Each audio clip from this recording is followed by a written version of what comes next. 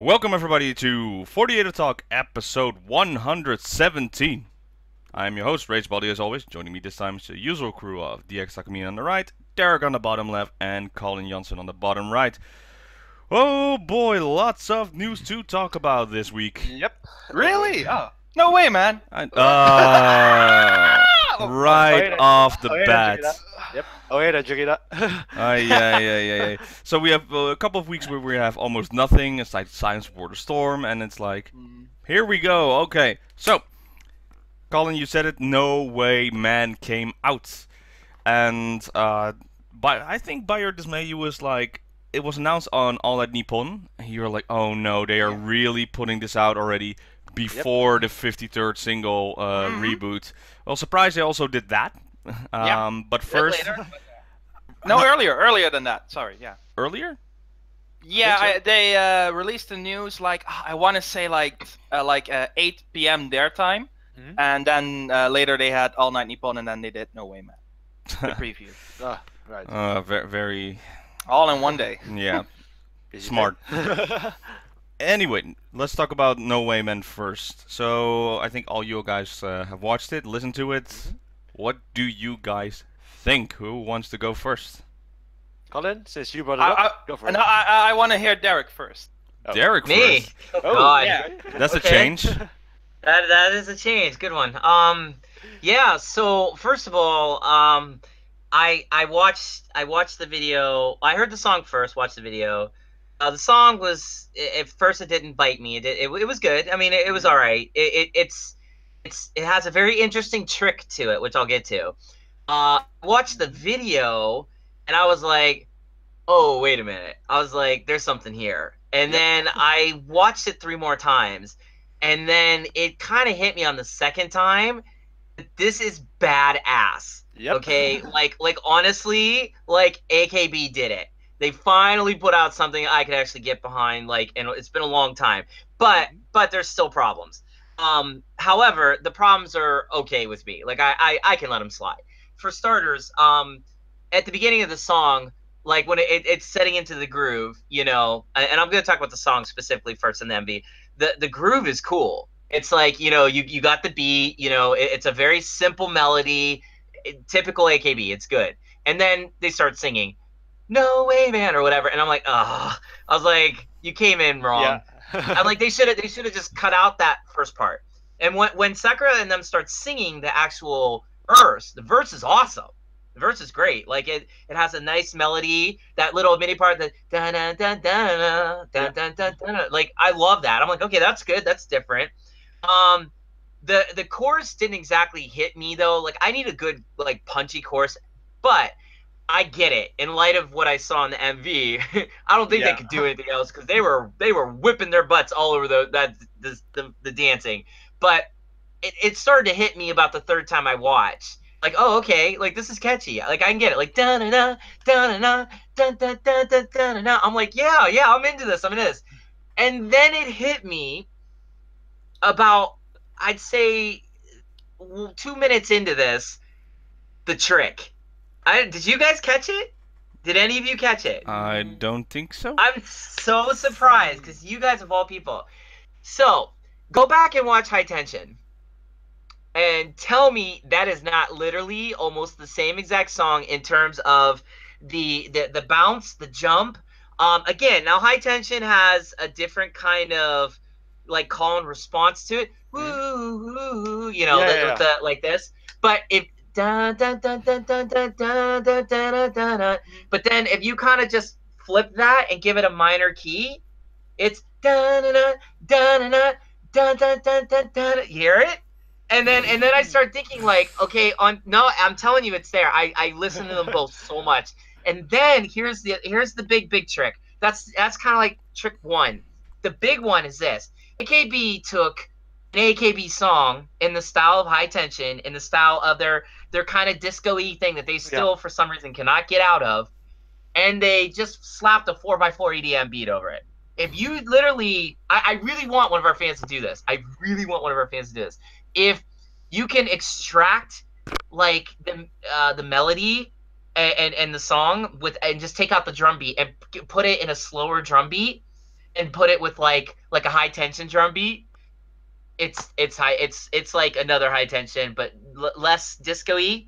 But in other words, they wanted to be EDM, like K-pop-ish, but they could have been more basic about it. So that was my only gripe. However, again, it works. It's a catchy song. It started to hit me, and what really did it for me was that MV. Oh yeah. Now, I don't know what you guys thought, except for the weird guy at the beginning. Yeah, who's that guy? No Anyway. purpose or point. He is the man in No Way Man. I guess, but yeah, it's There's also like there's no point. no, exactly. It's more like No point. No point to that guy. But I gotta tell you what, those girls have never looked better. Yep. And I'm telling you, I loved the camera, how it was like all like, it looked like a website that I've designed before where I had like streaks like that with like images, but it worked. It just worked. And like focusing on the eyes, the intensity of all the girls was great. If you actually go to AKB's channel and you read all the comments, it's all, where is Takeuchi Miyu? That's the one comment. Yep. Okay, and somebody found her at 5 minutes and 3 seconds. Somebody's like, oh, there she is for half a second. And then the other comment is, look at Shitao Miyu. Like Miyu. Like that girl, oh my god. Like, how is this girl not a center? She's going to be a center after this. Somebody is going to really prop this girl up, comes to Sankyo too. This girl, this is like her blossom. She whipped that song. And I got to tell you, that chorus dance, when they're doing... Sorry. It's so dangerous. No, when they're doing like the da-da-da, and it's like they're hitting it so hard. And then in the bridge, when they're down on their knees and they're doing the like the army type thing, it's like every part of my body like went nuts over this. Like I was like so into this because Sakura looked amazing. The MV had a really cool commercial type vibe to it. Like it was something I'd see on a commercial, which I didn't have a problem with actually. I did not have a problem with it because all the girls look great. The muted gray, the reds. Takashi Juri, hello. Oh my god, there were like a lot of great shots there. Your girl Robin, oh my god. Nacha looked like she was like, oh. If she was on Produce 48, she would have been in Ice 1 right now. Yeah, you should have. Oh my god, she crushed it. You know how good Sakura-tan, Miyu, Juri was? I'll tell you how good. I didn't even realize that Sashi and Jurina are in this. Jurina is not in there. She's not in there. Okay, that's probably I didn't know her. I didn't know Sashi was though. Yukarin is in there somewhere, and Yukarin was. She was in there for like a second with Shiroma. Like they had like a little moment. I think and that was her. I think so. Yeah. But it was like honestly, I didn't even care. Like it was Sakura-tan, Miyu, and I don't know. Like those two particularly crushed me. I don't know the whole thing. I gotta be honest. I gave it a C initially. I'm gonna officially go out and say it's an A-. I think we finally got our first A- by AKB. Because the MV married very well to the song. That dance, I cannot wait to see these girls do this live. Oh yeah. I mean live. I need to see these girls are gonna be dripping with sweat, and I can't wait because it's like I want to see them bust their butts. I want to see them really put their hearts in this because Sakura-tan crushed this. And I gotta be honest. I don't say what you will about that girl. Say all her haters. They can go somewhere else with that because that girl really did it. And keep in mind, she's doing double duty with iZone. Think about that. This girl is like, I don't know. But Miyu, welcome in. Welcome. We're glad to have you. To be honest though, during the time that the trio is gone for Korean activities, I think Shitao Miyu is going to be the center when they perform this song. I think without question. If she's not the center, there's a problem because that girl like outshunned everyone in that video. I was wondering why the comments were there, and then I realized, oh, about the third time I watched, I'm like, oh, that's why, because look at her. She's ridiculous in this. Ridiculous. Ever since Produce 48 was broadcasted, she's been broken through. She has broken through. Miu's here. She's here. She's here. And so anyway, she doesn't just have her hometown fans. She also has the Korean fans. Oh yeah, much 100%. So yeah. She's another Sakura-tan crossover, and I gotta be honest, every girl looked great, but the best part about it was just that dance when they break into it and they're going so hard in that dance. I forgive all the little things about the song that I don't particularly like as a musician, and then I also forgive them for trying to pull a fast one on us and give us like a disco-y song with an EDM beat. which that's okay. I mean, I like EDM, so whatever. Like, it could be basic. I don't care. I'm a big EDM fan, so even if it's that, I mean, they did pull a fast one. I'm telling you, somebody separate the songs, you'll totally hear what I'm talking about if you take that beat out. But I'm okay with it. I'm okay because the video made me love it, and then I started listening to the song more, and I'm like, yep, there's the hook here. I can get behind it. And I was like, I was doing this on the train today. You know, I was just in my head. This was me. You know, just like I was down. Anyways, there you go. Sorry, that was long. I'm sorry, but that's fine. A minus. A minus for AKB. Congratulations. Hey. All right. So, who wants to extend on that? I'm going to go a bit further actually. When I first heard the song on a Nippon, I was like, what? I didn't know what to expect because everyone's saying the rumors were like it's going to be K-pop style and it's going to be fast-paced, hard-hitting, fast beat. So when I initially heard it, and there was quite a delay because I actually was working during on a Nippon, so I didn't have the chance to listen to it live. So when I got home after work, I was really tired. But then I downloaded I streamed the song, and I was like, I was supposed to be tired, but why am I not tired anymore? This is typical. This is such a typical song you're going to play if you're going night out clubbing or something, just to get hyped up, you know. Yep. It has that kind of energy. And then I saw the video that accompanies this song, and I was like, yep, I'm going to need to order this one because I like what I see and I like what I'm hearing. So yeah. Derek? Yeah. I'm so sorry. Don't mean to interrupt. One thing I forgot.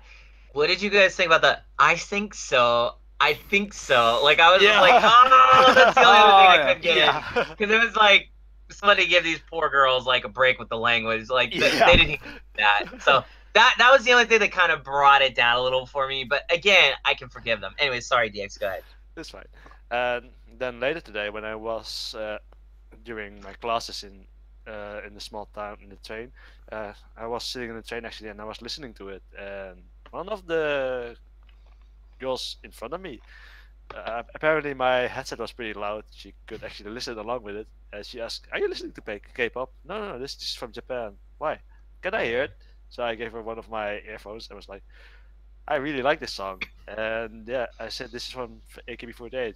Really? Because I have watched 48 and I really wanted to know more. And she instantly got hooked to this song. And besides a K-pop fan, she is also now an AKB48 fan. So nice. It was fun. This is a nice little anecdote I want to add. But nice. The song itself, I like it. I like it a lot actually. So yeah. And you made a new friend. Yeah. Very good. Colin? I did not listen to it during All Night Nippon. Actually, similar to DX, I was working. So I was like, I'd rather not. I wanted to wait until the MV because I did not do that with Sentimental Train and Teacher. I watched those performances first, which I did because of stupid reasons. But I prefer not doing it. I want to always watch the MV first. And I watched it 45 minutes ago for the first time. I didn't listen to the song during the time it got released on All Night Nippon until like 45 minutes ago. I was like, you know what? I take my time with this one. So I did. And I was fully expecting to hate it. Oh. I don't. But I can't remember it. Honestly, I'm starting with my conclusion first. I prefer Teacher. Because actually, I don't outright hate it or find it annoying, but I just didn't find myself interested. I liked the guy in the beginning. I thought that was funny. I was like, okay, I was kind of a dry laugh, and I listened to it, and I just did not get into it. I really was wondering about Teacher. I was like, even though I don't like that song either, at least that chorus, I remember, I can think about it, and I haven't heard that song in a very long time. I still know it. This one, I forgot. You can check my history. I watched it 45 minutes ago. It just was nothing. Well, that's mean. I don't care. I just was so. There are a few other things. I don't. I thought that the MV was very low budget, but I'm not the only one to think that. It just looked like visually like zero interest, even, and I don't like saying that, but it's like I rather had like white and red. You know, remember that dance song from Sayane like a few weeks ago? If they had done that color pattern, I would have liked it more. But I just don't like the color gray. You found it dull. I think it's not the low budget style. It's like the look of it gave it a dull feeling. And the song. I would say dull to me. It's like I can't remember it. And when I heard earlier today that the iZone fan base is getting a name, Wiz One. You know, the first thing that I thought, everyone was like, Wiz Khalifa. You know what I was thinking? Can't you feel a brand new day? And I hate that movie. And I still have that in my head. And I don't like that feeling. I like that song, but I hate that movie. It's a terrible movie. It really is. I'm not the only one to think that. But I just did not get into it. I just didn't. I was like, very interesting. Very interesting that's you know, I don't hate it. Again, I don't hate it. I think okay. It's okay to you, but not it's nothing. There's no hate, no love. There's nothing for me there. Like even with NMB's recent one, I'm like I like that one. I've said that before, but it's like with this one. So let me ask you this: if this would happen to be on the radio and you heard it, would you turn the radio off or would you put the sound a little louder, or just leave it and no background noise? I actually never listen to the radio, but if I would be like, I turned it off. I would turn it off. You turn it off. You were like, oh no, not this song. Like, no, well, not like that. It's more like, like I would, no, not turn it off. Like, oh, this is terrible. It's more like, is there something else on the radio? But I don't really listen to you would radio. skim through to another channel. Okay. Yeah, probably. Interesting. Okay. I see that Derek wants to respond on this, so before I go, let Derek respond to Colin's reaction, his opinion about the No Way Man single. Yeah, it's almost like I totally expect it from Colin, because me and Colin have 100% opposite tastes, like 100%. So I knew he was gonna not like it, at least on some level. But the thing that I have to say, I don't think it was low budget at all. It actually looked like very high fashion to me, very high fashion, it was very more high. the direction of the MV. I do agree that it looked like a commercial, and when you said that, I was like, it did. Oh, yeah, that's cool. But a very it's like, expensive commercial. Like that's what I mean. Like I think like somebody really did a good job with the palette, the colors. Again, to me, it also kind of looked like a website in motion, because I see, like, from doing website designs, a lot of people pick those kind of color schemes, and like that red and the gray, like it really works well together, and it's very pleasing to the eyes. It's very modern. But the thing is, again, like I mean, like the dancing didn't do anything for you, man. You serious? It didn't. I honestly, I'm not a fan of Sakura. The song. God, that girl just divides people, man. No, I've never gotten an interest in her. No, I know, that's what I mean. People either love her or hate her. There's never a middle ground with that girl. I don't hate her. If I hated her, I was like unmute, block, and this. If I really hated her, but I just don't find her interesting. I never have. I respect that she gets a lot of people going. That's great. It's fun. You know, that's always fun when that happens. But for me, it's like, yeah, nothing. I've said it before that honestly, this may be a question. I would rather have switched Sakura with Jurina with Sentimental Train. I've said it before that I thought that Sakura would have been a better fit as center for Sentimental Train. And honestly, if Jurina was the center for this song, I think I would have liked it more, because it fits her. Jurina center this would have been awesome. I do agree with you there. I think Jurina would have crushed this. But then again, I like the fact that Sakura-tan's there for two big reasons. One is because she's doing iZone and this, and that's just amazing to me that a girl could be like, or guy. I mean, just anybody could do that. That's ridiculous. Number two, I gotta be honest, it fit her. It just the look, the feel. I don't know. There's a youthfulness to Sakura-tan's face that, like, fits this well versus like Jarina's face would have fit it better in the sense she's more womanly looking. This is much more adult feeling. But I like that contrast. I think it's a cool contrast, and that's why I think it fits. And also, Shitamu, again, I cannot get past that girl. If she would have been a center, I would have probably liked it more. But that's she pretty much was though. That's why. And it's again nothing against Sakura. And I don't like saying like, oh, I think this girl should have been a better center. I don't like or dislike a song depending on the center. Just for an overall opinion, it didn't. I thought I would think that Jirina would have clicked better with the song, but it's more like, oh, what if? So don't take that opinion too hardly. But yeah, talking about the choreography, no, it didn't make me move. Then again, in defense, Boku Date Nachao Yo didn't work choreography-wise for me either. And I really like that song, but choreography-wise, I didn't. I lost 5 pounds watching that over 3 times. I'm not even kidding. Just watching them, I lost weight because it was like those girls did not stop. They went so hard on that chorus, man. Like, I know it might be simplistic. I'm sure we have dancers that are our fans that could like say, that's whatever. But it was like, to me, it was the passion behind it. Those girls, whoever directed them was like, give it your all. Like, pretend like if you don't do this, you know, you're out of AKB or something. Like, they just went hard. They went so hard. So that, to me, I like passion. I respond to passion. Those girls put their hearts into it. You can tell.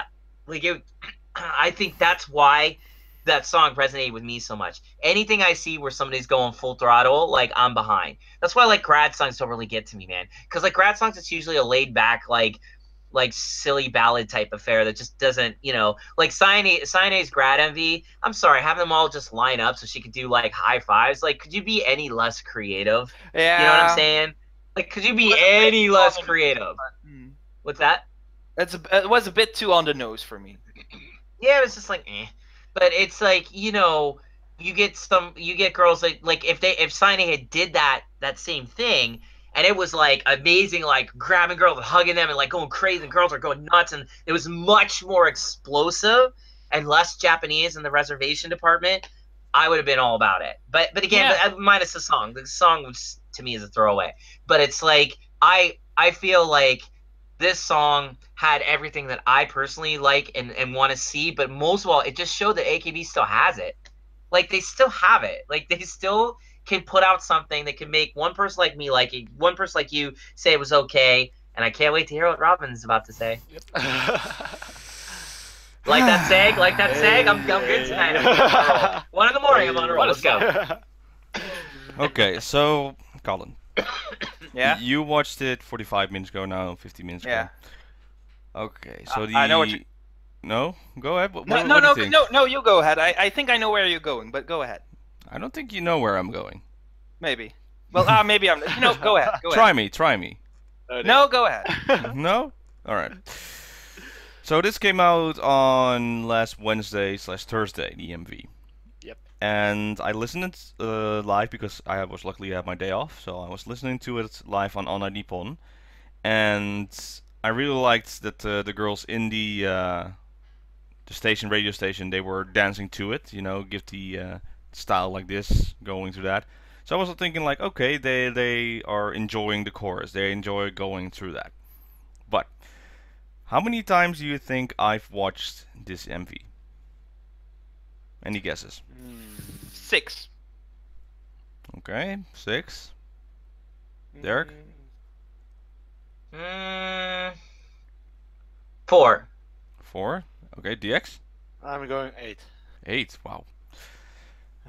Once. Oh.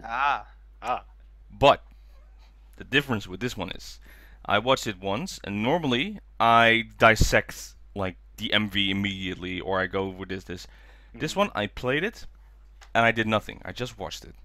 I watched it in entirety, never skipped it, never was searching for it. I just let my eyes enjoy the view and let my ears listen to the music. And I was fully absorb it. Yeah. And I was so happy that AKS listened finally a little bit. We knew this song was going to be like a tribute to Produce 48 and a send-off to the 3 girls that were basically centering it. So the beat, it's really pleasant to the ears, and I understand if you want to ask me now specifically how the song goes, I'll be like, I don't know, because I only watched it once. But it still got to me like a little bit. I remember that nice feeling. I remember it was something that like, oh, finally they brought something out I can enjoy, that I don't have to be too negative on. The MV style. If I go dissecting it, they'll be like, hey, why didn't this person get much screen time, or why didn't this person get screen time? To be honest, and nothing against Takushi Miyu. It's just her appearance, to me personally, compared to, let's say, a Miyawaki Sakura or a Takahashi Juri, is a little different level. Her singing voice is amazing, so probably live will this be a lot better, you know, that she has more screen time. But for visually, you go with Ishiro Mamiru, you go with Yukirin, and for me personally, Okada Nana is in there. And like there were many cuts to Takahashi Judy, and I'm like, yeah, of course, because she's currently like in this visual vibe. She's going well with it, and she's getting a lot of good feedback on this. So why not promote that more? Because she's doing all this hard work. And the MV, the grayish. Well, personally, I don't have a problem with gray, but it's easy to the eyes, like Derek said. That way, you can focus more on their dance movement, and their dancing is intense. And it kind of gave me a Keikizaka vibe, but with their AKB style in it. It's also a negative on that side, because the biggest thing is they try to be the K-pop style with the dancing, with the song style, with, you know, a little bit of rapping in there. It's not really rapping. The biggest thing is, though, the moment they start singing, you can tell it's too much of them at once. So it's this weird sound you're getting. It's the AKB48 sound, but it does not fit the song MV entirely, I would say. In K-pop, in like other groups, you have like, okay, now it's my turn to sing. These two are going to sing. 3 are going to sing. 1 is going to sing. Not all of them, because there are too many of them. Unless you're a choir that has like certain different kind of voices, then you have like selected, okay, you sing in this tone, you sing in this tone. They just sing. They just need to sing. They don't have a certain roles on which level need to sing, so it's all mixed up. So I think that's why the song is a little bit more forgettable to your feeling, Colin. But again, on AKB's merits, I would say this is the best one they bought out this year. And I'm going, after this show, I'm going to listen to it, of course, more when it comes out and stuff like that. But I'm relieved that what Derek says, they still have it. It's still not.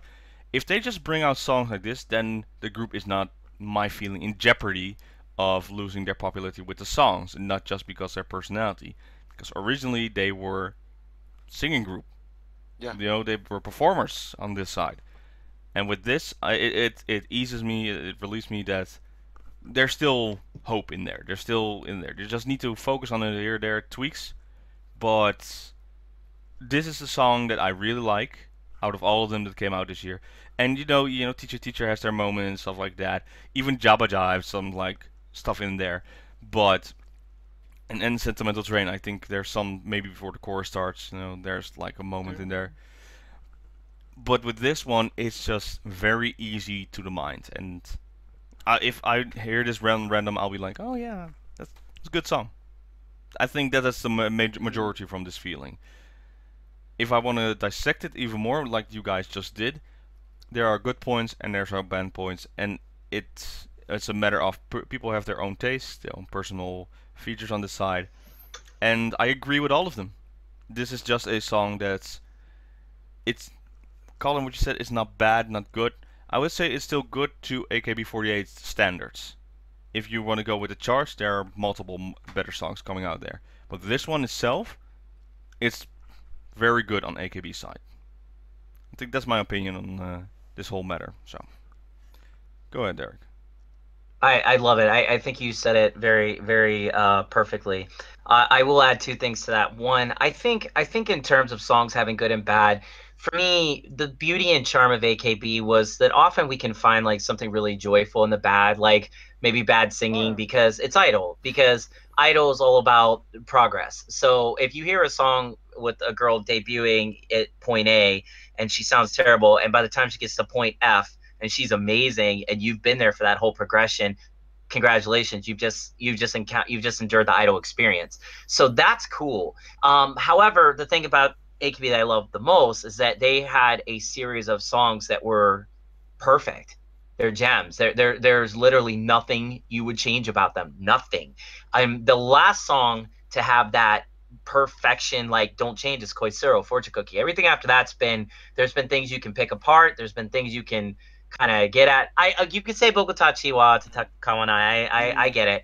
I think there's things to pick apart with that. But I'd say Koisuro, Fortune Cookie to me is the last great perfect AKB song. That's not to say that they haven't put out great songs since, because Bokotachi is fantastic, but not at that level. Not at Koisuro. It's a step below, in my opinion. However, having said that, the second thing is when you visit a song like this, I'm okay with the faults. I'm okay with this not being a Koisuro Fortune Cookie level song because it had passion in it. There was something there. There was a hook. It was also sneaky. I give AKS credit for trying to be smart about it and trying to slap an EDM beat over a song that it probably would do better without an EDM beat.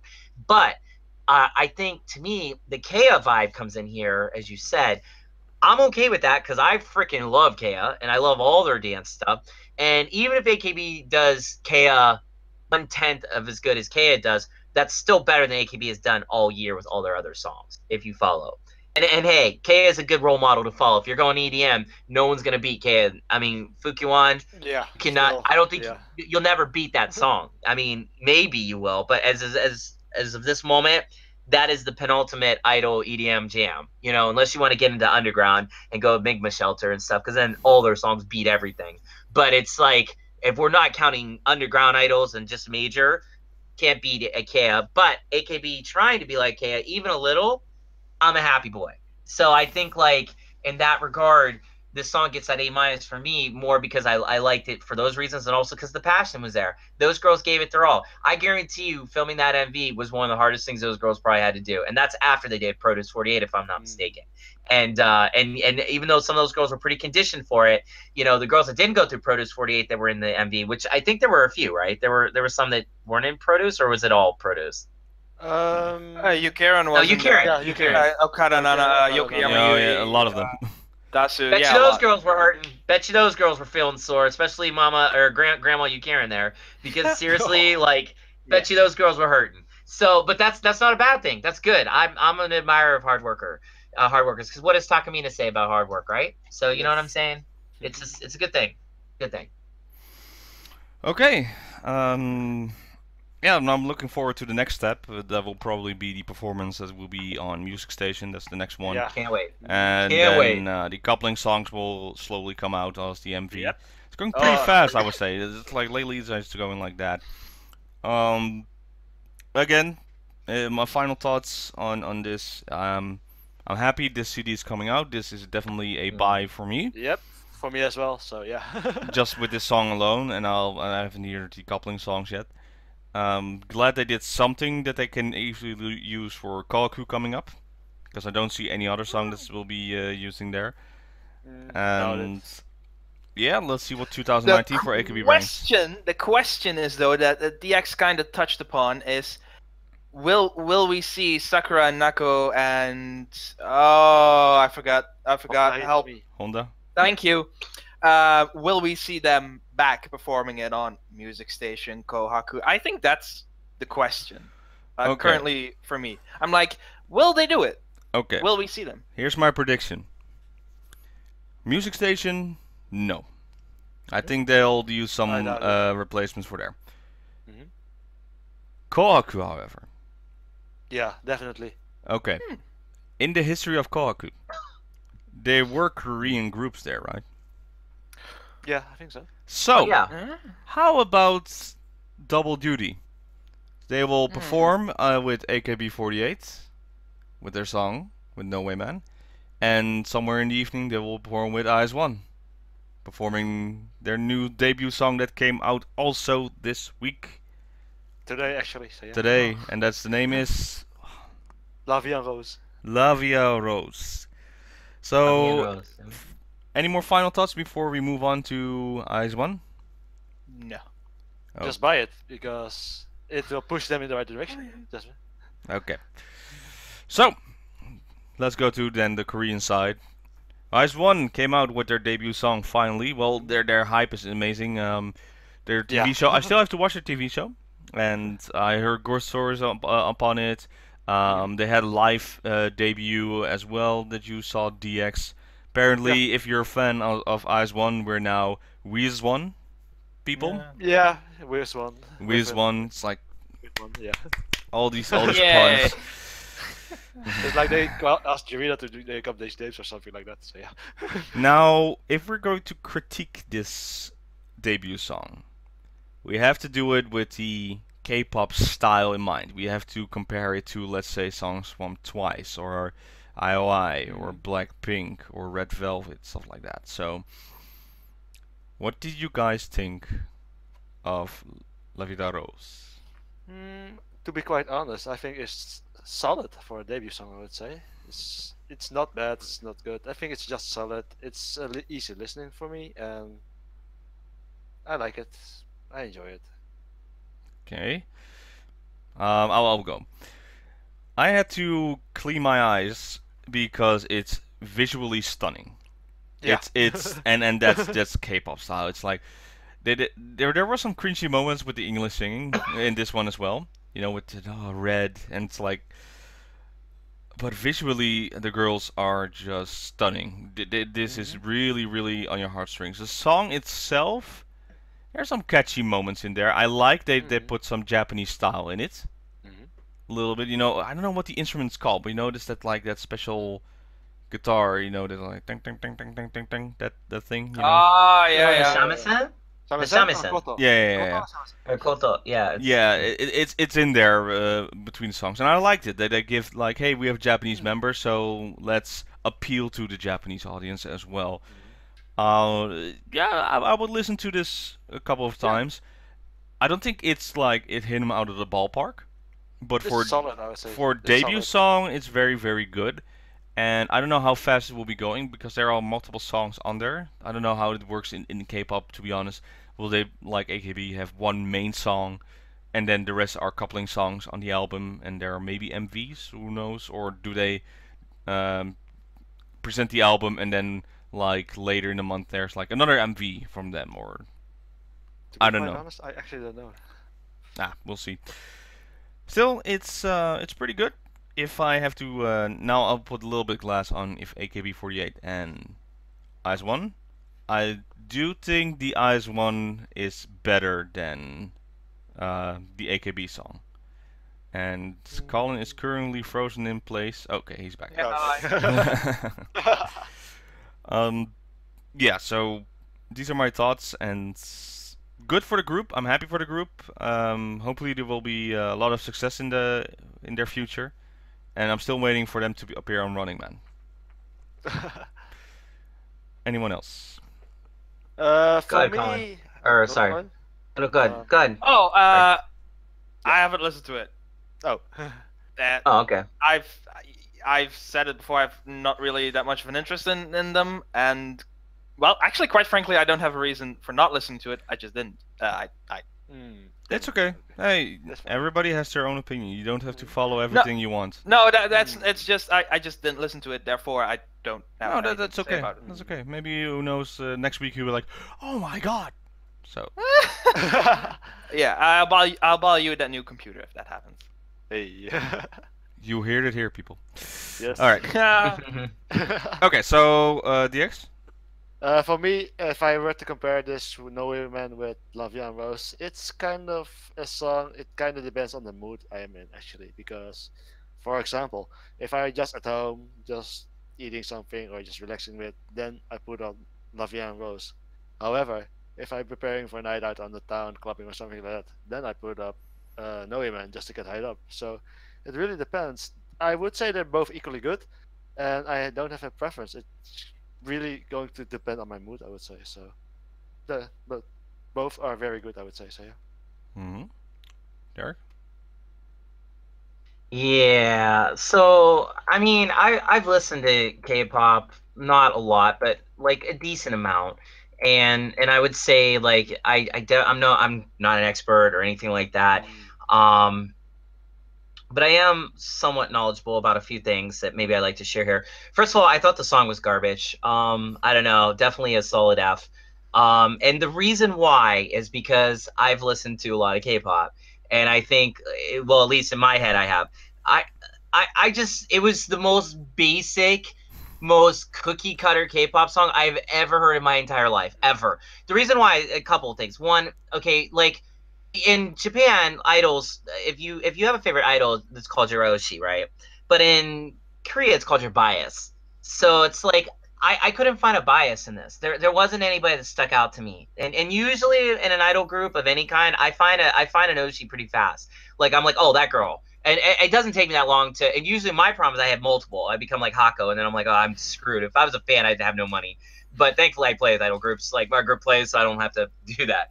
But it's like I just couldn't find a bias in this. I couldn't find a girl that really stuck out to me, to be honest. They just, none of them stuck out. Two, there in Korea, K-pop specifically, usually at the beginning of a chorus, it's something called a point dance. Mm-hmm. The point dance is the signature move.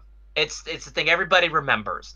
Yeah, like whatever, like Hina's really good at that. Like Hina can do like this weird thing with her arm, and like you'll remember that for the rest of your life. Like it's just, there's certain K-pop songs that when you see it, you can never unsee it. And I'm not even talking about the sex appeal. I'm talking about just the weird things that they do. They're very creative when it comes to point dances. AKB, like again, why Kosero Fortune Cookie's so memorable, that the point dance in that is, never forget it. It's instantly memorable. Yeah, nobody ever forget that for the rest of their lives. Nobody. That's a point dance. Yeah, like so Lovey and Rose didn't have one. Yeah. It didn't really have one. Theirs was like this when they were doing this, and it was just like so boring. It's like I can't even enjoy it. And then also, it was a huge mistake of theirs to go soft on a debut song like this. I mean, I guess you count Nekoya, but like they should have went hard. Like AKB just showed them up. I hate to say it, but AKB did, if you want to say No Way Man's more K-pop, they did it better, only because they went hard. Like, to me, K-pop is all about extremes. It's all about going hard. It's all about having a great point dance, a bias that sticks out, and most of all, it's about that hook. This song didn't have a hook. I'm like Colin with No Way Man. I can't even remember it. I've listened to it twice, and I'm like, eh. Like not even that. I was kind of appalled because like the girls just didn't stick out. That, and then you add the terrible use of English in there that was really way worse than No Way Man. And I was just like, don't tell me they're gonna rap. Oh, they're gonna rap. Thank God they didn't rap too long, because like you have to have the rap part too in the song. And that actually was okay. I actually didn't really have a particular problem with that because they kept it quick, short, to the point. But the biggest thing is that there's just nothing there. And then they kept repeating the song until the end. It was like verse, chorus, bridge, chorus, bridge, blah, blah, blah, blah. It was like, okay, you can be done. They could have been done after the second chorus. I'd have been okay. Because there was nothing there. There was no dynamic to it. It was like this the whole time. What so about, for me... Go ahead. Sorry, Derek. Sorry. No, I was going to get to the MV. The MV is boring. The MV looks like utter garbage to me. Only because, again, boring. Like, they couldn't have done a worse job with a K-pop video. To me, K-pop is about sexuality. It's about sultriness. It's about you either go the sultry, sexy route, or you go the real cute bubblegum route. And K-pop has done both extremely well. But also, let's keep in mind, K-pop has put out videos that are so sexual, they've been banned in their own countries.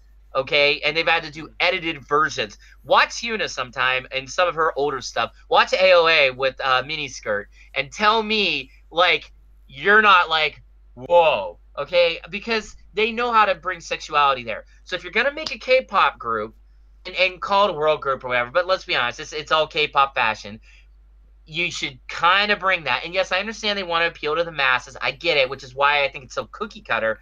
But I would have loved if they would have been like edgy, different, and brought out personalities, because this is the first time now you got all these Japanese girls that aren't trying to be Korean. They're Japanese, and they're not Japanese sneaking into K-pop and then learning the Korean language, and people find out like a year later, oh wait, you're Japanese. It's not like that. Twice. Right, exactly. like you have actual Japanese girls in the group, and what do? You throw a shamisen player in there or the koto. It's like, could you be any more cookie cutter? Why not show high Harajuku fashion in that moment? Why not give the girls individuality if you're gonna go that route? Or keep it the group like K-pop does. But even in Girls' Generation, a group that has what, like 9 members, you know all the members. They all stick out. Like they all just blossom. And this is our first video, so maybe over time that will happen. Maybe there'll be other songs designed to give each girl their own little thing. But this had to be a knockout of the park for IZONE after all the struggle, all the time we went into it. They had all summer to make this song. I think that's the best they can do. Come on. I think you said it right. They played it too safe. This is too safe. It's like, let's just focus on their other projects and safely put out this album and see what the reactions on it. So, yeah, I would say that. Maybe, hey, we don't know how the Koreans react to. Maybe they'll find a movement that's like the same with any other K-pop group. They go like this, or they go something during the song. We'll see what happens in the future, because there's always that one thing, and then the masses love it, and then it becomes a big hit. So, we'll see. Yeah, but yes. The thing is with this though, it was so cookie cutter that I almost thought it was like the AKB song called "No Way Man" that didn't come out. You know what I'm saying? Like, I was expecting cookie cutter there. I was not expecting the passion I saw in No Way Man. I really wasn't. Versus this, I was expecting full out, like, blood on the dance floor. Like, you have these girls that are cutthroat, battling it out all summer, and it was just all going to come out in this song. And then they put out a snooze fest. And I'm like, you gotta be kidding me. And there was literally, they hit all the check marks. Okay, we got the cute rap. We got nice clothes. I hate to say it, and please don't take me wrong, viewers, because I'm not about this normally, but it's K-pop. I wanted them humping the floor. I wanted them doing the K-pop stuff. Like, I wanted them going so nuts, and like they made every K-pop group before them go, what the HE double hockey sticks did I just see? Like, I wanted them to ascend, because here's why. K-pop has set that bar. They've gone from humping floors to basically having sex on camera on some of their MVs. No lie. And where do you go from there? You can't go down. You know, I don't care that this is an international group with 2 Japanese girls. You can't go down. You got to go up. You have to go even more crazier. To go this cookie cutter, it's offensive. That's why I'm giving it such a harsh reaction. Versus No Way Man, we're just like, oh, our kid did good in school. Yay, finally, he got an A. Yay, she got an A. We're so happy. Versus, like, the honors student in the back, the K-pop, you know, getting A pluses, and then they get a freaking F. You're scratching your head going, did you forget to study? Did you forget all the history of K-pop up to this point? Literally, did they not watch a Hina video and go, oh wait, we gotta beat that? We have to do better than that? Because you do. Otherwise, you're just, if I was a K-pop fan, I'd be like, meh, yeah, you have Japanese girls, I guess that's cool. Whatever. I like Sakura 10, she's cool. And that's basically gonna be the reaction. Or maybe, like you said, Robin, they will find something. There isn't a point dance. I'm sorry. The chorus is not. I could do other. I just did it. I just did a point dance. That's how hard it was. Okay, that's what I'm saying. Like I want to see something crazy. You know what I mean? And maybe there is something there we're not seeing. Maybe Koreans want. Maybe the K-pop fans would welcome something a little relaxed, a little reserved, because they've been getting hit in the head with sexuality and crazy EDM bumpers by K-pop. I don't know. Maybe that's the current trend. But it didn't work for me. Okay, I have one more question about this. What do you think about their singing voices? Blend. Didn't hear anything different. I thought it was one girl singing. Honestly, I didn't hear any real jump out except the rap part. But again, I couldn't find a bias. I couldn't find a girl that really stuck out. And that's a problem. You have all these girls that had tremendous voices that we heard in Produce 48. They all have something really unique. I fell in love with those girls. I genuinely did. And then they made them like this. Even in early AKB, you knew when Mariko was singing. You knew when Achan was singing. You knew when Yuko was singing. You know, you Takamina's voice, you knew. Saine, we know. I didn't hear any of that in this. I just didn't. You know what I mean? Again, it was cookie cutter Korean K-pop. You know, That's like my feeling with No Way Man. I don't hear any standing out during the singing about that. To me, in this one, their singing voices were different. There was even, I'm still not good with their names because still need to learn a bit more. But the one at the end after the rap, you have this always that singing voice, the powerhouse of the song, or the ones who has the best singing voice. She had like this this very nice escalating voice in there, going to that final chapter in the song, final bit, and it didn't feel this to me like a flat line. I do love it that we all have different opinions on the side, and we'll see what happens because for me personally, I like it, and for Derek, it didn't quite feel to him. And if we look at No Way Man, it's like Colin didn't like it, and Derek, you love it. So it's like it's all this different opinion. I really love this that we're having a discussion on the side. And with the girls standing out, to me, like the biggest one that's in my mind right now is Cheon, looking very, very, very, very, very fine in the music video. Okay, but in defense, that girl could look good getting out of a bathtub at 3 o'clock in the morning with her hair all screwed up. Like that girl is like beauty personified. So not hard for her to look great in anything. When you put makeup on her and put her in MV, that girl's ridiculous.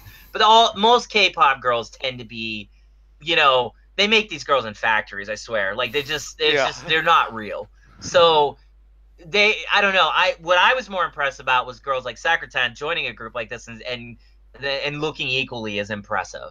I thought that was better. I thought that was cooler. K-pop, again, you're talking honor student who is always good versus girls that like are struggling to be honor students. I'm always going to root for the struggler because we've all been there, versus these like perfect cloned human beings that just, where do they get these girls? Seriously. But yeah, she did look good. She did good. I can't disagree with you there.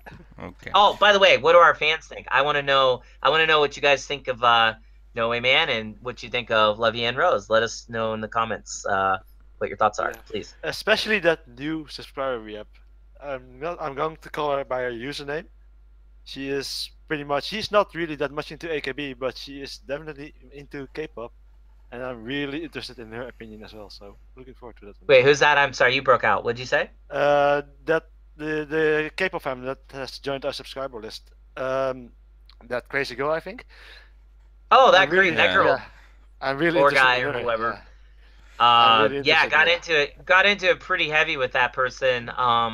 In a good way though, very respectful. Whoever it is actually knows how to put an argument out without sounding like a jerk. I don't know, very, very knowledgeable about K-pop. So please enlighten us, educate us. I really want to know what all the Korean fans think. If we have any Korean fans, like, please tell us, like, what are we missing here? Are we missing anything? Are we right? I really want to know. And I'm curious what they think about No Way Man, because I'm curious if that'll appeal to their Korean sensibilities after being nursed of like that kind of style for so many years with K-pop. You know what I mean? If you even want to call it a K-pop song. I don't really necessarily look at No Way Man as K-pop-ish. I think, like I said, it's a AKB song slapped with a 4x4 EDM beat over it. But it's like, it's fine. Whatever. Okay. Something else big happened this week as well. And a lot of our international people, I think a few of us that we know, have gone to this.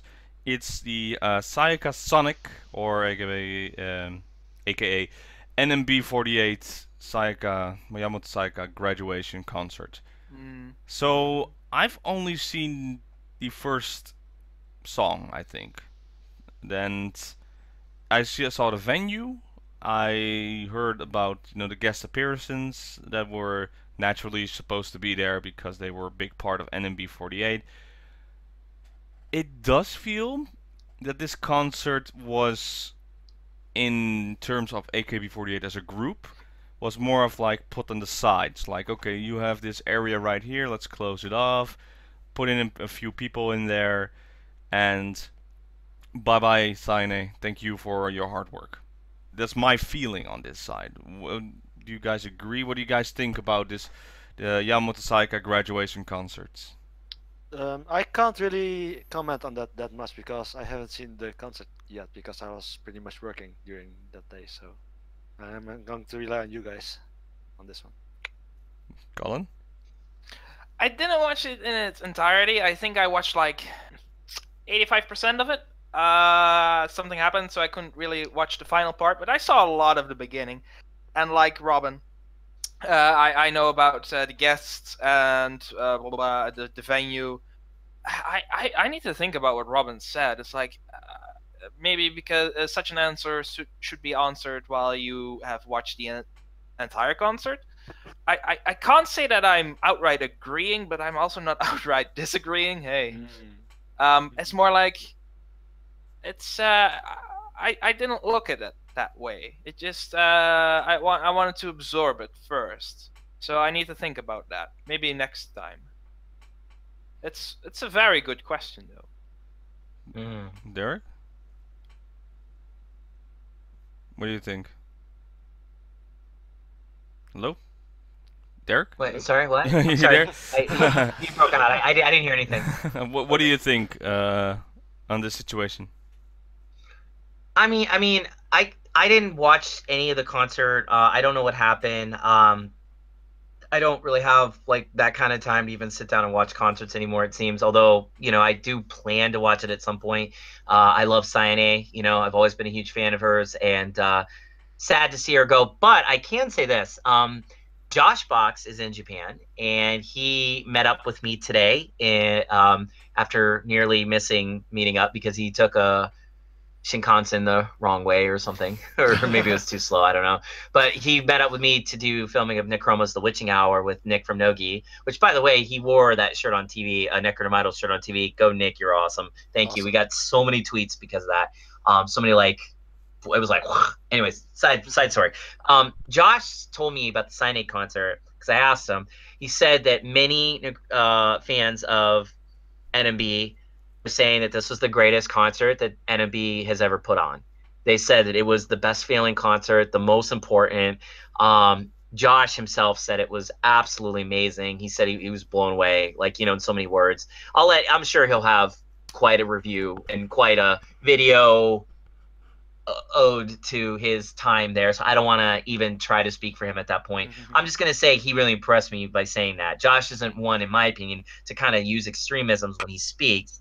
And he was saying that the fans were saying that. He said all the international foreign fans that go to NMB concerts all collectively said, "Yep, this is like the greatest thing ever." So I don't know. I mean that gave me I was like, wow, like those are some huge words. But I'm sure we probably had seen a lot of former NMB members come back, and if that's the case, then I have a feeling anytime that happens, it's going to be all feels. And I don't know if this is true or not, but if Milky came back, I probably would have cried because I love Milky. And CSI and Milky combi again is like, every NMB fan's dream, I think, Yeah. But and that happens. Okay, see, I figured it did. I mean, Milky not coming back would have been so weird, but like, that's beautiful just you saying that. So that makes me want to watch it. But even if I was an NMB fan, I just saw even just that moment. I'm like, oh, greatest concert done. Because we miss her so much. NMB fans they have to be missing their pedigree of idols. Because they've had quite the pedigree. Quite the group of idols that have come through there. And, Sayane leaving is like, it's like, wow. Like we talked about last week, what's next for these girls, a new chapter. So then I would say the Yamato Saika graduation concert is put on hold for a full review, I would say. Yeah. I think I will get back on this topic in the future. If I've found some time that I can watch it, then we'll watch the concert on that. Alright, Derek, I'm gonna let you get to the floor because there's also some big news with the group you were working for. So go ahead. So some big news came out as you pointed us, and I would like you to enlighten us and inform the people who don't know yet. Yes. Okay. So I work for Necronomidol. In case this is like your first time watching and haven't figured this out by now. And I live in Tokyo, and I work for this group, and I've been working with them for almost a year now. And you know, there's 5 members in the group, and the face of the group is a girl named Sari, who wears the Shironori white makeup. She has a spider on her face, so she's the most instantly recognizable member of the group. There's also another girl named Hina who wears twin red tails in her hair live. And they've kept pretty consistent about those signatures of their looks for most of the duration in the group. Both of them this week pretty much announced graduation. They're leaving Necronomidol. Their final concert, I believe, is January 7th. We're doing something on Christmas Eve, a really huge show on Christmas Eve to kind of give them a sort of a goodbye. And then, well, the 7th is like it. And, you know, those girls are like family to me. I've said it before about Necroma. You know, I work them constantly not every day, but just about. And, you know, they're very important to me as people. The group has struggled very hard with this decision.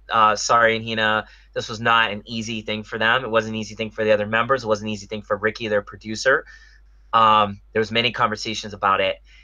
They're leaving. What does that mean for Necroma? Well, we're not done, not by a long shot.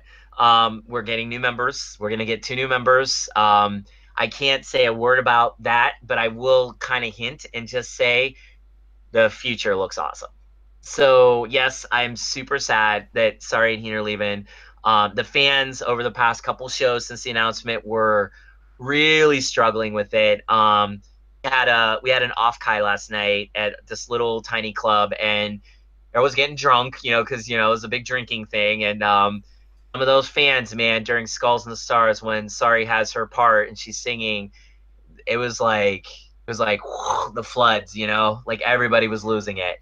I know Ray-chan, during our big Taibon we did on Saturday with like every freaking group under the sun all over Shibuya. We were at Shibuya Womb, and Ray-chan kind of broke down the first song during Strange Eons. When she holds Sari, she just looked at Sari and was like, I can't do this. And I was like, oh no. I was like, don't cry, because if you cry, I'm going to cry. Everyone's going to start crying. It's going to be bad. But then Ray-chan like got it back together. She got, you know, she's really tough. All the Necroma girls are super tough. But it's like, you know, it's the cracks are there where everyone's really feeling it. And I know during the Checky lines, watching Sari with her devoted fans, especially the girls, because she has quite a few girl fans.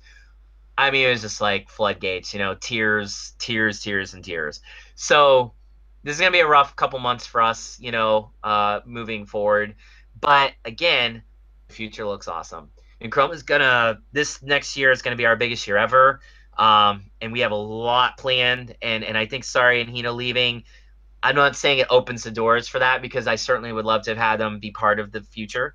But I think, you know, this is Idol. This happens in Idol. You know, you can't get too hung up, because doesn't matter who. We've seen all the greats go. Look at Signing. You know, just when you think the leaders never go, they go.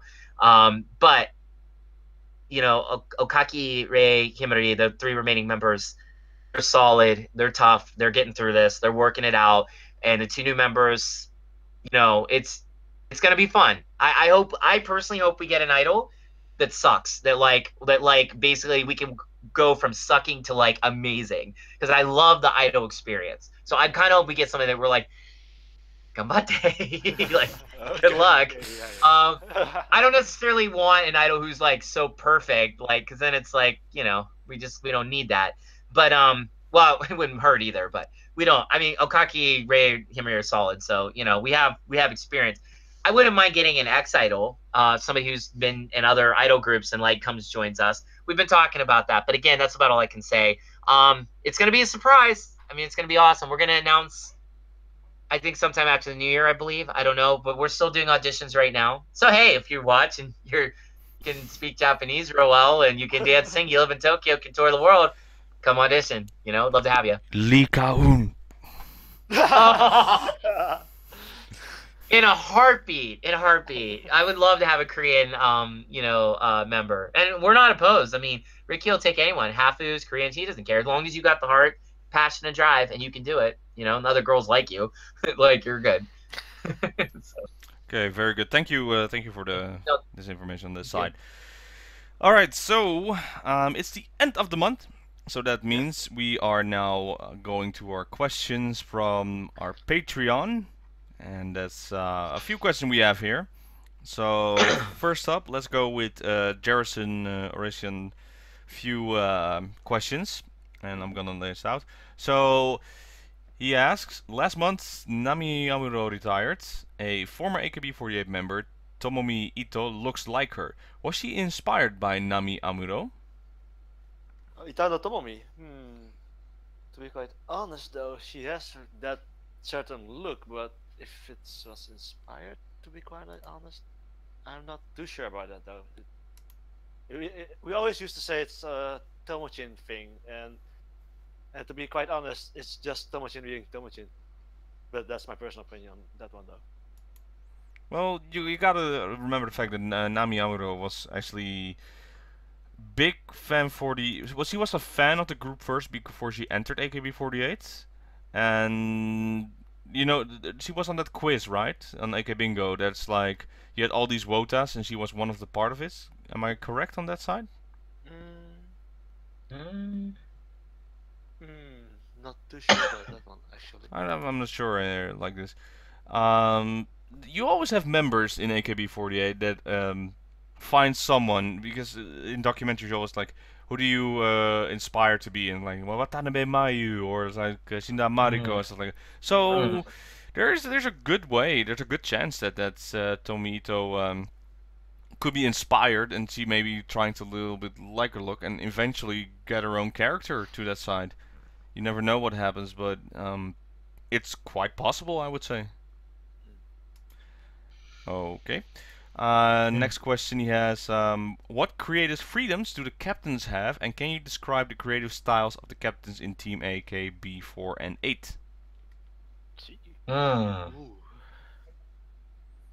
I think that the captains at least have influence in the theater performances, what they want to do, which set list they want to do, and have maybe some control in who sings what, but I'm not too sure about that. But I think outside of the stages, I don't really know. I would even say I don't think so, but I'm not too certain about that. I mean, I can't speak for major idols, but I can say just from the underworld and where I exist here in Tokyo, that when you are given the title of ace, or which I guess would be like the captain, that's not an honorary title. That's like a big legit deal. Like you have a say, you have a voice, you decide things. Okaki is Necroma's ace, for example. She has a big voice in Necroma. She gets to decide a lot of stuff. Ricky is the producer, so of course he has final say. He can veto her, but he does also allow Okaki to make those kind of decisions that need to be made for the group. Like, for example, style. Like, okay, okay, we're doing a song that's metal, but maybe we could try to do this kind of style. And then she can bring that to the choreographer. The choreographer can take that and say, okay, yeah. Although most of the time, though, both major and under, it's the producer saying this is what you're gonna do. It's the choreographer saying this is what you're gonna dance, and it's the girl saying, yes, I'll do exactly what you say because you're paying me to do it, and I'm just an employee. So there is a balance there. But I would say, like for AKB especially, those girls are just showing up. They're given a what to do and so on. But I think what really is what goes on with captains, they have to take care of the girls. They become caretakers. Remember the big shuffle back in it was the Tokyo Dome, the Tokyo Dome shuffle. Why was there such a big deal with the captains? Why do you think, like especially like when Karen was ousted? Why do you think that was a big deal? Yeah, was it that she was such a big member, and the person that became the captain wasn't Ayaka? Yeah. Sorry, Umi-chan. So Umi-chan, no, the reason why, but if you watch the documentary where that was on display, Umi-chan, was a much better fit because she's a ball buster. Kieran's kind of like, whatever, it's cool, life is good, yay. She's a little more softer, I think, in that sense, versus Umi-chan's like, get this done. She's a great dancer. Filipino. Akimoto. She became a captain because she's a worker, and they've showed on the documentary, like, she's like, okay, do this, do that, do that. So in that sense, once you're given the directions from the producer and the choreographer, it's your job to make sure all the little koais get their butts in order, and even your senpais too, and even your equals if you have to. So the thing is, it's like the captains in that sense, they have a little bit of creative direction, but I would say in terms of creativity, usually that's left to producers. So when you say like Team AKB for, you know, like all that, I would say it's more about leadership style. That's where you get creative. Does that make sense to you guys? Yeah. Okay. Yeah. So basically, how it works, and in my field of work, and that's weird to say, but we have the same system, and it's not like we have captains or that, but we have what we call experts, or you know, leads or stuff like that. They don't really outrank us in any way, but they have their saying of, hey, we have this task we need to do, or we have this, in this case, set list, or we have this, so we're gonna do this, this, and this. And people can be like this, but the rest of them, okay, will listen to you because you've been appointed as to lead us, you know, to take care of the situation of us. In examples, remember when you had those special stages from Takamina, and the 15 Gen was performing. There was Komiyama who was, you know, crying, and she was like a little sad, like, you're not doing great. And it's like, I want this to be great, but she didn't have, you know, the leading role because there was no leader, there was no leading role in there. There was 15 Gen who has to work together. And you can see the heart that Komiyama had. She's like, I want to do this seriously. We need to do this seriously. And that's why she was appointed captain. Now that she has this role, basically in every performance they perform, train like that, they have the serious, like, look, we have to do this, this, or hey, you need to adjust this better, otherwise we can't perform. It's not saying, hey, I am now more empowered to it, but she has a role that's like, what she is saying is, out of all of us, the best guideline to go for. So that's why they follow her. And I think with styles, yes, there are different type of captains. You know, you have the hard ball boss that goes like, all right, you need to do this and shut up and do this. But you have also the one who's very, you know, shows empathy. You know, like, hey, I see you're struggling. Let's see what we can work on, or something to discuss. And there's always something. That's why you have a vice captain, because if the captain is saying something and people are like, well, it doesn't agree, and the vice captain doesn't agree, it's like, hey, can I interrupt or can I give my opinion on this side? And then the captain will be like, very interesting, I will adjust to your saying, or it will be like, no, I do not agree because this and this is why. So, and other than that, you don't have chaos, so you have a little bit of order. So the captain role, yeah, in the end, the producer and the choreographer, that's like, okay, that's saying. And the wishes from the producer and the choreographer are through the captain, and the captain has to explain it to the rest of the group. But there's, you know, if everybody has it under control, there's always more lenient ways, like, I'm gonna throw a little bit of style there, or someone is, hey, can I throw this during the song? It's like, yeah, you can do some little own performance, your appeal time you have. And yeah, it is on the personality. I with Takashi Judy, for instance, with her Team 4, or now currently Team B, you can see they have their own quirky style. You know, between the songs, they have the MC moments. With the MC moments, that's basically captain's control. You know, they have like, hey, we have this topic, let's talk about this, and go, appeal. That's like a captain's control. That's not a producer choreographer, because it's between the songs. And you can definitely tell the styles that will be going between that. So if you're looking for that and you're wondering how the styles are, watch those MC moments, because that's 100% more of their own time, basically. Yeah. Well put, well put. Okay. And finally, on Jerrison's question, is out of the groups that are in the groups, so it's really double. He means like subunits.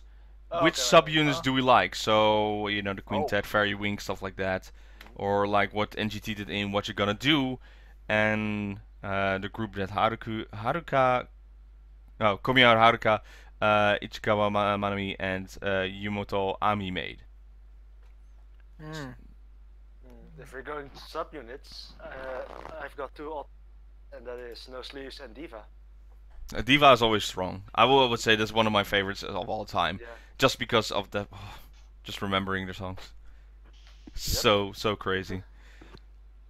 Yeah, those are my 2 all-time favorites, and up till this day, I still listen to it. So, all power. Those are my all-time favorites, and from the newer ones, I'm inclined to say the quintet is looking pretty good from NMB48.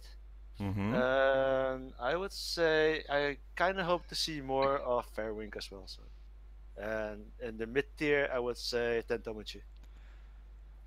Tentomachi was also just going through the show and the development of all those funny people in there.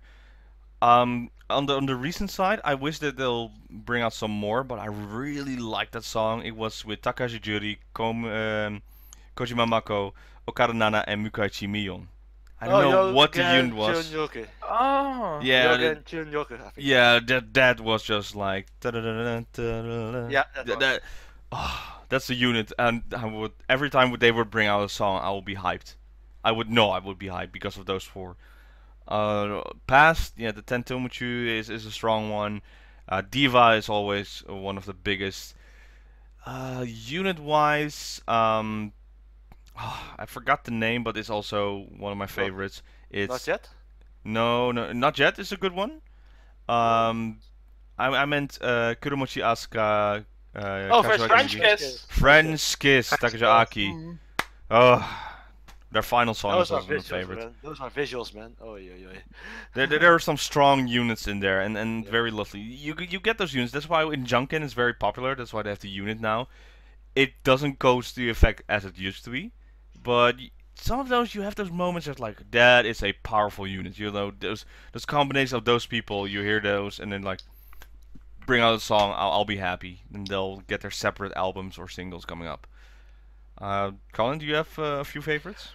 The only unit that I would say would have been my favorite is actually French Kiss. There are many units, but it's like if I had to pick, it would be French Kiss. Recently, we haven't really gotten that many subunits. Like I remember with Anklet, there was that with Komi, and in total there were 7 girls, 7 by you something. Like we haven't heard anything from them. Like this year, there haven't been like real subunits that really have done something. So recently I can't really say, but if I had to pick a favorite, it would be French Kiss. Well, before Derek answers, he's always saying on the show that like there should be more subunits and going out and perform, throughout all Japan. So, what are your favorites? You would say, Derek? I mean, I really was a big fan of French Kiss. It had my Kamiyoshi in it, Mochi, and Takacho Akicha. Like Akicha is like my girl. Like the girl, like I always thought got really underappreciated for too many reasons. But the visuals on that group were awesome. Music was good. I think Diva was always super solid. You can't beat that group. I mean, that's like the subunit to end all subunits. No Sleeves, awesome, funny. I don't know. Like to me though, I know it's not a group, but like the coupling songs, I like a lot of the coupling. The organizings for some of the songs, like the Dance Senbatsu with Jirina. Jirina and Fujita Nana in the same group. Are you kidding me? Like I'm behind that 4 million ways to Sunday.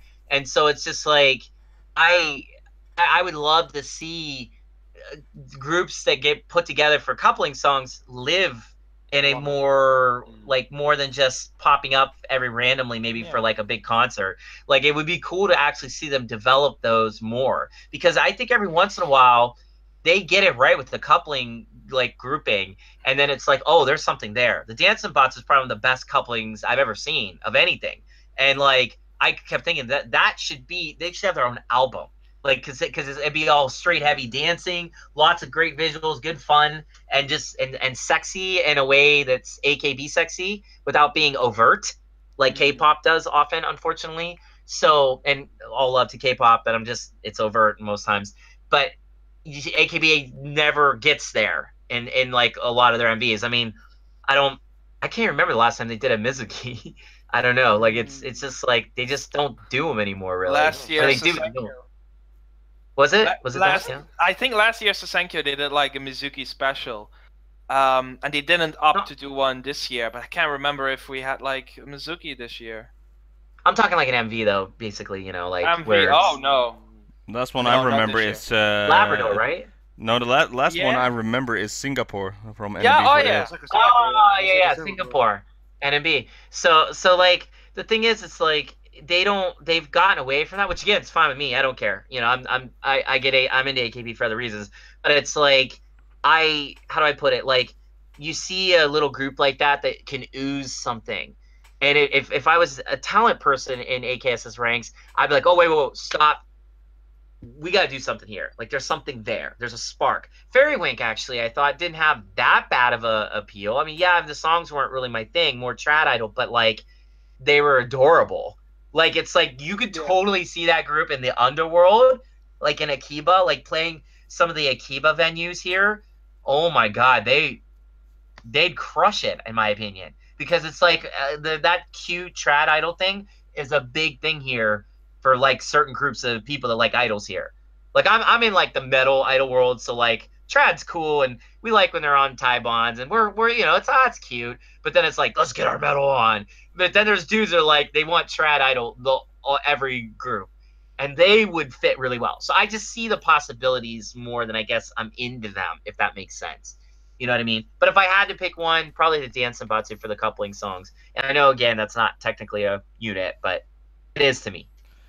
All right. Next up is Mette Hendriksen for what is your favorite AKB48 drama? For example, Manchika Gakuten or Crow's Blood. The thing is with best, it's like you always have different tastes. If I were to say objectively what I think is the best drama, it's Crow's Blood. But is it my favorite? I would say no. So it's like one of those things, like it's the way you interpreted it. I think Crow's Blood is the best drama in the sense it was the best acted, the best story, the best characters. Easy to predict, but that's me. And I would say Kabusuka Gakuen. Personally, I like it a bit more just because it's like just the style, and every week there's another girl that likes. It's like how you call it. I forget. It's like there's a setting, and every week there's a goal to reach, and every week there's another girl that helps. It's not too complicated. It's perfectly fine just on a standalone. Like, I prefer that a tiny bit more. I picked those two. It's like that. Yeah, for me, Kabusuka Gakuen was really surprising and very fun.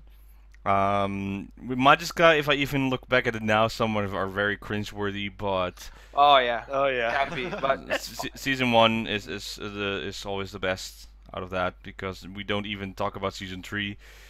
And certain people hate 4, and then 5 was even whatever over all over the place.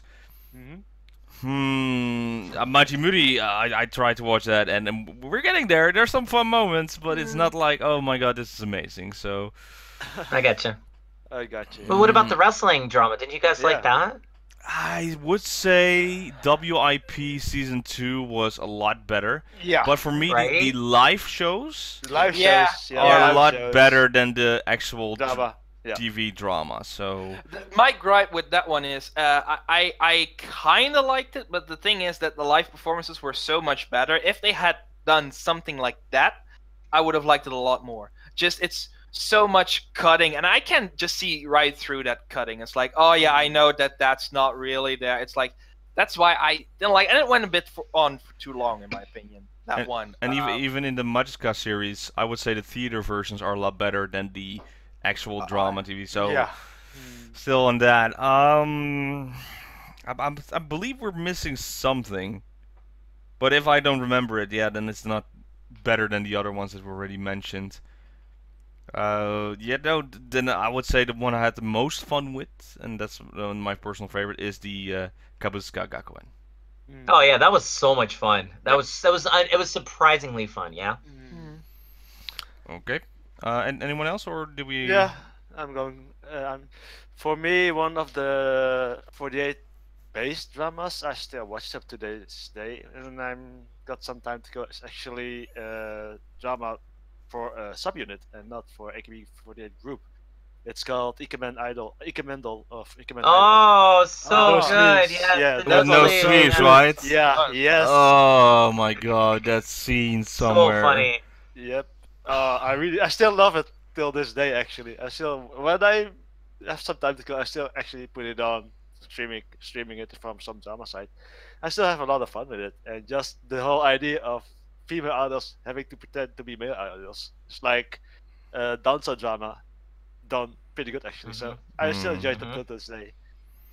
And besides that, I really like the WIP events actually. So if you can call the standalone pay-per-view a drama, I would say I enjoy this. I enjoy those as well. So, but for me, one of my all-time favorites is Mendel or Ikemen Idol. Yes. All right. Yes. Okay. Yep. The beauty about can I go? Is it cool? Yeah. Go ahead. Okay. So the beauty about what DX just said is that like Mendel is like a good example of AKB's hamminess. That was like adorable back like how many years ago when that was out? When was that out, DX? Was it like 2012, 11? 2011, I think actually. Yeah. Really? Like, yeah, like it was hammy. It was like fun that they were making fun of stuff, and like Kabasuka Gakuen, that's why I like that. They make fun of so many things like very like subtly, and like with the names of the girls, for examples, and like maybe that's not so subtle, but you know what I mean? Like they just had fun with it. For me, I have three that are very easy. Tatakao Shilton Girl, which again, that's technically not an AKB drama. It had Mayu, but it also had Izumi Inamori, and Izumi Inamori is like I think maybe my all-time favorite Japanese actress. So the fact that Izumi was in it and Mayu at the same time, I was like, yeah, I'm sold. Plus, it's about like just books, working at a bookstore. This is awesome. I don't know. I practically live at bookstores. I'm an author, after all. But so I really like that one. And that's saying a lot considering Mayu is not my favorite idol. Black Suit Monogatari with Yukirin working, and her and Iriyama Anen working as like hostesses. Yeah. I thought was amazing and fun, and I own it. I actually have it. But by far for me the best was Majitsuki Gakuen 5. I don't care what anyone says. That was the best thing ever to watch. Just that final battle where like every girl bit the dust. Yep. It was like the most amazing, shocking thing. I actually was trembly nervous going into it because they just kept killing off every girl, and I'm thinking, wow, they're really going there. And then the end, they literally wipe out AKB, literally. And I'm just like, this is awesome. Like, and they went there. They went there with guns and violence and just sex and like suggested. Like, I was just, whoever made that season, please come back and do 20 more. And because we have enough AKB girls, you can do it. It's just like, that was just like so over the top, unexpected. When you knock off Perutaro, who at that time was like the hottest thing in AKB, and you knock her off right away, that's just like, oh, this is awesome. Like, and then they just all start going. You know, it's just. I still remember Sayane with that piece of dynamite. It's like, just throw it. That's what I'm saying. Just throw it, Sayane. Why do you gotta be all sacrificial? It's like, I'm gonna run with. Just throw it. Just throw it and take off. You've been alright. No, and you know, it's like Death Cash, Crow's Blood. They're great, but I don't know. Death Cash was a good one, yeah. Yeah, it was fun, but it was annoying. By the 4th episode, I was so mad. But it was like. Majitsuki Gakuen 5, man. You can't. Like, Jirina with the doubles, man. Just pow, pow, pow, pow. I was like, yes, my girl. She was awesome. So, there was one more then, if we're throwing in there formerly AKB48 members. Then my all-time favorite is with Oshima Yuko in War on Money. Oh, yeah. Oh, wait, what? You broke out. What did you say? Wait, War on Money. What? Oshima Yuko. That's it's with the guy also from SMUP. And it's about the guy being like money lenders. First, he's a very good guy, but then his family get called, and his dad committed suicide because they're in debt, and he has to pay everything, and he loses all the status, and he's now like this whole money thing lender. And then he meets Oshima Yuko, and you know, he gets to stay with them at their home, and he builds his empire just basically up, but. I really love that one. That was really, really a strong drama drama, I would say, if we go to that one. There's a part 2, but apparently it's like a spin-off, so doesn't feel as great as the first season, I would say. But that was really my favorite. I watched it, I think, 3 times in entirety because it was so much fun to watch. I have one more that I thought maybe someone said it. I cut out. Ikemen Paradise. Achan was the lead for that. It was from 2011. I remember that one. The ending song was Flying Get, and it was also with Yukirin, Lemon, and Obamina. I really like that one, where she is for a guy that she meets in America, I think. She transfers to a Japanese school, but it's an all-boys school, so she dresses up like a boy, and hilarity ensues. I remember that one. That was one of the first ones that I watched, and I really liked that one. That's the only other one that I can. Okay. Next up from Mette is the BNK general election is next year, though it's too soon to have one in my opinion. So I want to know, who is your favorite BNK48 member and why, if you have one? Well, Robin first. Yeah, Robin. Meant for you. Yeah. Chapron. I think that's the one I know, and currently that's the I've recognized the fun, you know, her like vlogs she did during AKB48, you know, in the Sussums area. That was very fun to watch. So yeah, that's the one I know, and that's the one I will keep. I'm very bad with BNK48. I'm sorry, but I just can't get into that. My bad. Okay. Eric? I don't have a favorite. I don't know enough about them. I should, because Met always posts and I do check them out. And but it's, again, I didn't have the time to like really invest in them like I should, and that's my fault. I will someday though. I think I'm really proud of them, but I don't think it's fair for me to say I have a favorite member. How about you, Colin? I talked with this with the DX before the show. I would also pick Chaprong, even though Matt knows that she's not my Oshi. She is one that I predict will win the BNK Susenkyo, which I really look forward to, even though I also agree with her. It's too early. She's not my Oshi, but she's like my third favorite member. Just recently, she has done a lot.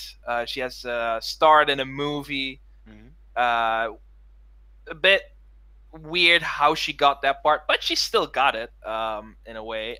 And she's just really amazing. Like Robin said with the vlogs, she did one when she went to Japan for the Susenkyo, and the one for the recording of Next Girls, which she was in. And there's one coming out, I think, as well. She's just amazing. She even went to the Sayane concert Saturday. She is bloody fantastic. Okay. DX? Well, yeah, since Colin already mentioned it, from the beginning of BNK, I always follow Chaprang around, but my bias is always the leader type idol, I would say. So, like my former member Takamina, I follow around till this day. I went for Chaprang just because she's considered, or she pretty much is, the captain of BNK48. And I always follow her around, and to be quite honest, I think she has a really big chance to become either number 1 or number 2, I would say. Okay. Apologies if we don't know much about BNK48, but yeah, it will get there eventually. Then the BNK48 will be overflowing on that side.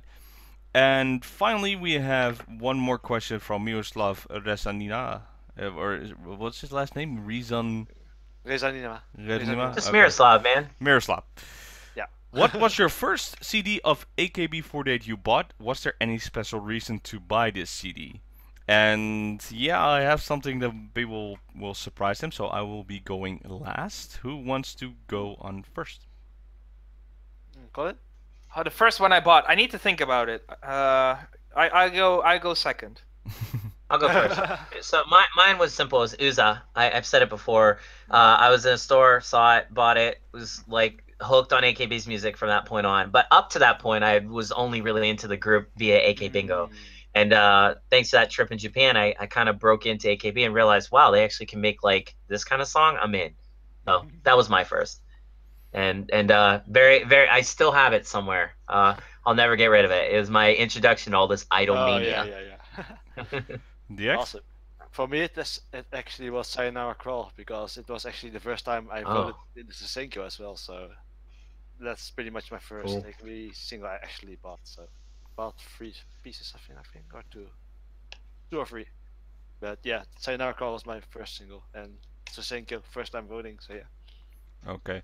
Well, Colin, you still think about it? I'll no, go no, first. I know. Okay.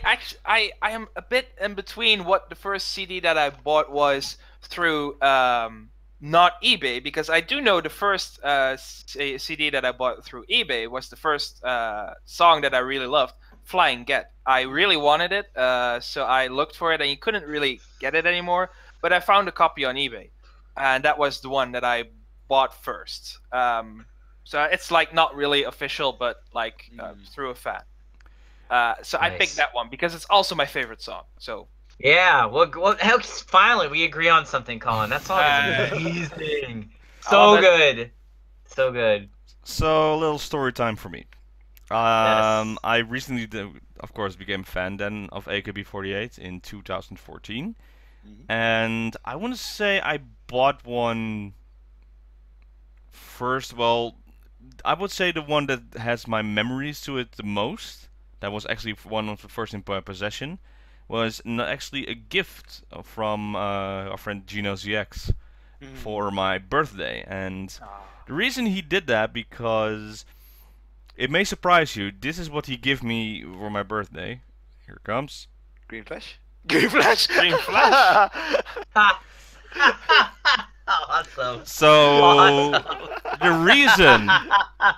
reason I have this is not because of this song, but it had the coupling song of SKE48's World is Crying. Oh yeah. And that song was so good, so amazing. We just watched it, listened to it so many times. And then Gino just surprised me and got this for my birthday. So I was very happy with the song on it, with the music video. And I still play it to time. And the funny thing is, there's also a... Come on. Here you go. Alright. So it was actually... This came with it. Oh. And Tasu. She's in there. So that's pretty funny. Wow. That's SKE... combined to it. But yeah, this was my fondest memory of first experiencing a CD. Nowadays I have like 50 of them, but it's still, this is very dear to my heart on that side. So thank you, Miroslav, for that question. Okay, those were the questions for the month of October. If you would like to have a question for us on the show, we do this at the end of the month on our Patreon. So if you want to go there for the Attack Patreon, you can just pledge for, I believe, just $5. You can ask a maximum of 3 questions to us, and yeah, at the end of the month we will answer them wholeheartedly, of course, if it's idol related. With that, let's go to our recommendations for next week. Personally, I'm just gonna follow some Eyes One stuff. I'm gonna watch the new show came out, and if I have time, I'm gonna try and watch the Saika graduation concert. I think that's the biggest recommendation, I would say. And if your music station comes up with No Way Man, then watch that one as well. Colin? This week, even though Sayane just had her concert, she will go to Music Station with NMB, and she has her last theater performances. I think she has like 2, which is this week, like in the next few days, I believe like the 2nd and 4th and 5th of November. Watch that, because after that, she's gone. Gone forever. That's also a song, She's Gone, but...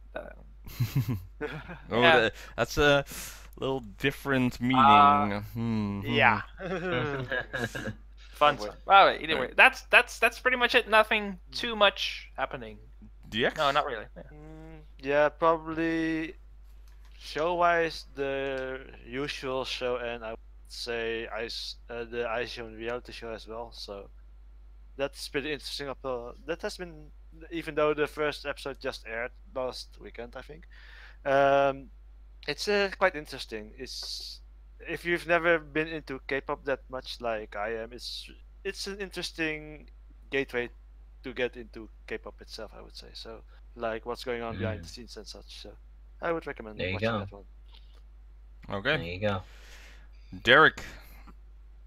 Yeah, so my biggest and probably, well, second biggest, no, this is my first, 48 Talk. I want you guys to watch it over the next couple weeks because I'm not going to be here, so I'll be watching it because I will be on tour, which I'll get to in a moment, but also because I really want us to hit 500 subscribers, and we are almost there. Thank you guys so much for subscribing to us. I can remember when there was nobody, like very few people, and you know, it's really great to see every week you guys have our views up. Those are genuine views. That isn't us like botting it or anything. Like, you know, I enjoy immensely responding to everybody in the comments when I can. The next couple weeks is gonna be hard, of course. I am gonna try to do comments for this one though before I leave. So try to get them in fast if you can. I will do my best. No promises though. But you know, Colin's pretty good about doing a lot of the comments too. So you know, Colin, please take over for me. You're really good at it. No, you do a great job. I will say this though, 48 Talk.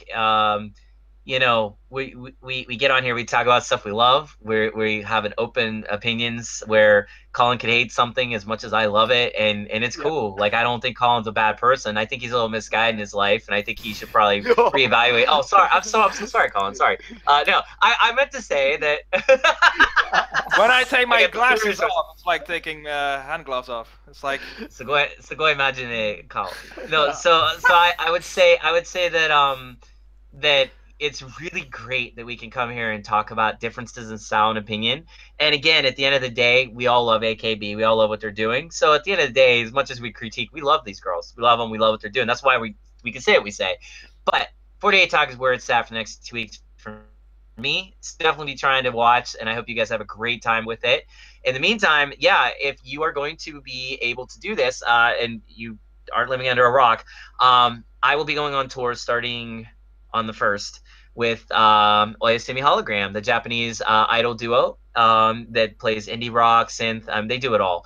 And they will be hitting up San Francisco and San Jose next weekend for a series of shows, including a very special VIP acoustic show, only 30 tickets available for that. And also joining them will be the chiptune queen herself, Toriana. Toriana is not an idol, but she plays with a lot of idols, and she pretty much is an idol in my eyes. But she's chill. I saw her last weekend, and I was like asking her like what she wanted to do on tour, and she's like, "Yep, I want to eat barbecue chicken." I'm like, "You're like the coolest girl ever." So Toriana is awesome. She'll be there for the West Coast on all the dates as well. She'll be actually headlining the second day, Barcon Matsuri Rave. And she, for a special VIP show where Oyahalo is going to be doing an acoustic set, she'll be teaching people how to play the Game Boy, or how to make music with the Game Boy, using LSD. Hopefully you guys don't have to be taught that. Then after that, myself and Oyahalo will be flying to New York City to play a couple shows, and then we will be joined the following weekend by Necronomidol. And we will be playing Brooklyn for one show on the one Friday, the 9th. The 10th is the New York Asia Music Festival at Trans Pecos in Queens, and that has a ton of people on it, including Ray Chan doing a solo set, my friend Chochi from Zeroski doing his solo or side project Opus Travelers, Crime Watch, the female-fronted Japanese hardcore group that are legends in Brooklyn and New York, Lake Cambrian, who are also from Queens and are amazing, and so on. Oh, and Miwai Gemini, she's a New York Japanese acoustic guitar player. So the whole point is to promote Asian diversity, which, by the way, I did try to get Asians from all different types of parts of Asia, but these people were the only ones that legit answered my call, so that's why it is what it is. Hopefully this is the start of something great. The New York Asian Music Festival, don't miss it. That's on the 10th of November, and then 11th we play Philadelphia, and then the trek is over. So if you are going to be anywhere in those areas, please come out. There's going to be a lot of people. We have a decent amount of tickets sold for each show, which is good. I need them to be more, though. And then also still, I still have one VIP ticket left. So if you are interested in going to see Oyahalo and Toriana for a very private acoustic show, which will be on Sunday, November 4th, so that's next Sunday, you know, hit us up in the comments. I still haven't seen anything. Or, and I'm actually going to extend this, I don't have to use that ticket for the VIP. If you are in New York City or Philadelphia and you want to go, I am now extending this ticket to be any VIP at any of the shows. So you can actually go to any show you want, but you got to get in touch with me within the next couple days, because once I'm on tour, it's going to be hard for me to, you know, I won't be checking YouTube or anything. So you can get hold of me on Facebook if you know how to do that, or Twitter, that's fine. But please, please, please, if you want to go, the VIP ticket's good now, not just for the acoustic show in Fremont on the 4th, but anywhere. So let me know. And I'd love to have you come. The only requirement is that you can try your best to bring a friend or a couple friends and have a good time. You have to have a good time. I won't accept anything less. That's my that is my recommendations, guys. I'm gonna miss you. I hope you guys have a couple weeks of a lot of fun. I'm so glad we got to do this episode before I left, though, because I just so much to say tonight. Like, it was like all day I was thinking about No Way Man, and then I heard La Vie en Rose. I'm like, oh man, this is gonna be a rough one. Yeah, this is going to be interesting. That'll be interesting. Yes. All right. Well, Derek, thank you as always for joining us, and Colin and DX, and to the people who are watching this. Thank you. Yes, thank you again. Thank you. Well, we'll see you next time then for 48 Talk. Bye, everybody. Ding. Bye bye. Bye bye.